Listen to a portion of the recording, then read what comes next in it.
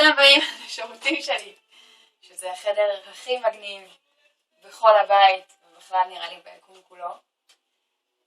למה הוא כל כך מגניב? שאלה יפה. האמת היא שהשירותים האלה ספציפית, הם החדר היחיד שיש לי בו שקט מכל בחוץ. ופה יש לי את המוזיקה שלי, ויש לי את הסודוקו שלי, במקרה נורא משעמם לי. מפה אני עושה כמעט את כל שיחות הטלפון שקשורות לעבודה שלי. פה עולים לי רעיונות למחזות חדשים ולהצגות תיאטרון. פה זה החדר היחידי בבית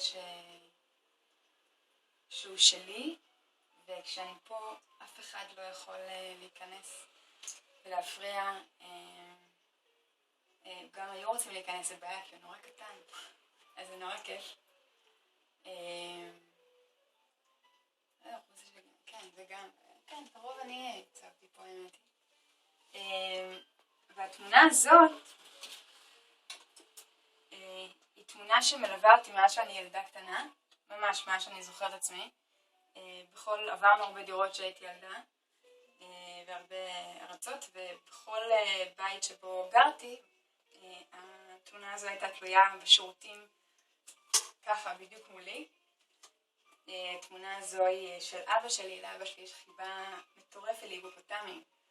ומאז שאני ילדה הייתי בטוחה שזו בדיחה כזאת של ההורים שלי, שזה כזה מין צחוקים כאלה. וזה יעבור, ואז נגדל והם יגידו, עבדנו עליכם, יהיו היפופוטמים. אבל גדלנו וזה לא עבר, אבא שלי עדיין חולה היפופוטמים. אז הוא הוריש את זה לי כמתנה כשעברתי לגור עם בעלי שיחיה. עכשיו זה ככה אצלי תלוי כאן, ואולי זה עוד יעבור לדורות הבאים. אז מלא אבק. זה הזמן של לנקות אבק מדי פעם. זהו, והאמת היא כן, סוג של אם יכולתי לעבור לגור רק פה, הייתי עוברת לגור רק פה. רק צריך כאן לשים איזה מקרר ולישון, אפשר לשים איזה כרית ופיקס. זהו.